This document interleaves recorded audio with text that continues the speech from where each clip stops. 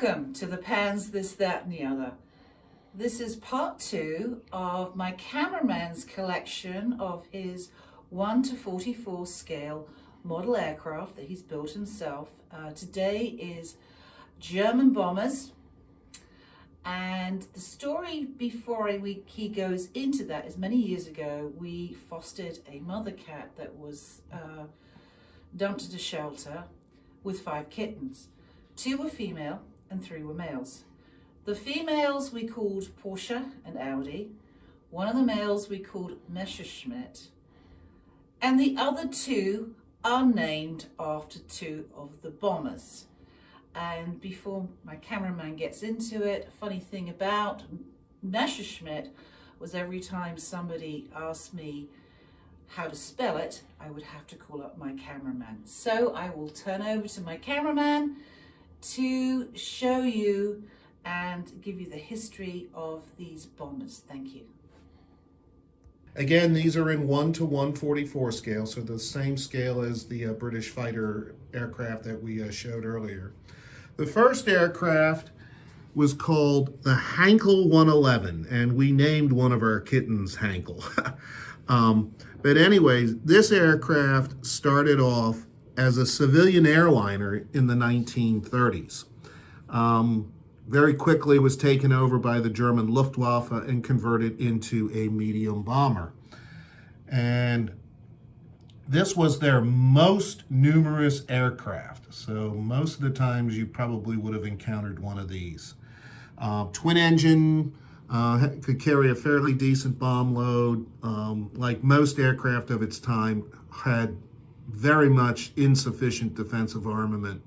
But it was pretty difficult to shoot down because it was pretty big, it was armored in the vital spots. So anyways, that's the Heinkel 111 that the Germans used. Most numerous, probably the second most capable. Their newest bomber was the Junkers 88. This one was purpose designed as a warplane. It was didn't start life as a airliner and converted into military use. This one was purpose built, and this aircraft would turn out to be one of the most versatile in the German inventory during the entire Second World War. It saw duty as a bomber aircraft in the configuration that you see it here. It also was a torpedo aircraft. It was reconnaissance. Many of these got converted into night fighters to try and take down the British bombers at night. Extremely versatile aircraft. The third one here is the Dornier 17. Now, another one of the kittens that we looked after was named Dornier. This one too started off as a fast, almost like an executive type aircraft in the mid-1930s. And then it was taken over by the Luftwaffe and converted into a bomber. By the time of the Battle of Britain, it was the third most numerous, and it was pretty much reaching the end of its service life. It took part, but can't say it really made a super great contribution to it. So anyways, those are the 3 main German aircraft that form their bomber force. So Thank you very much, Mr. Cameraman. That was very, very interesting about these World War II German bomber aircraft. And a couple of things I would like to point out was, I don't know how many of you have ever watched a fantastic movie, another movie that actually one of the key players in it was an actor called Michael Caine, and it was called Battle of Britain. And I've watched this movie 400 or 500 times now, I guess. I probably can do the whole script on it. But they use Heinkels. And these Heinkels were from the Spanish Air Force. And I shall let Mr. Cameraman explain about the Heinkel 111s from Spain. Yes, those aircraft had been acquired at the end of the Second World War by the Spanish Air Force.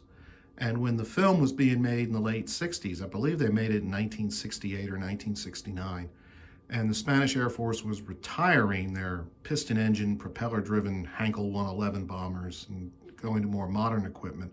So the film crew acquired these and painted them up in the markings of the aircraft at the time. So it was definitely a very realistic portrayal of the aircraft that took part in that conflict. The other interesting thing about it was, I believe they bought the Heinkel's from the Spanish Air Force, but I think there was a bit of a timeline of when they could take them off from the runway or something because of bad weather.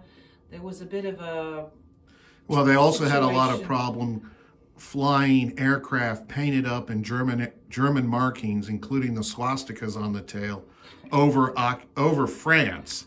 There was a lot of diplomatic back and forth to be able to do that. So lots of production issues that went into that film. Well, to finish this off, many, many years ago too, a cameraman and I went to an air show down in Chesapeake. It was the Confederate Air Force. Confederate Air Force, and they did have there one of the Heinkel's that was used in Battle of Britain. Impressive, but I tell you what, when you get in them, they're not that big. No, they're not. They are very cramped inside, and you kind of have to wonder how 5 men could man up in one of those things. It's very cramped. So again, we'll show you some pictures of that, and thank you for watching. I do hope you've enjoyed. If so, please like the like button, and share and subscribe. The Pans. Bye.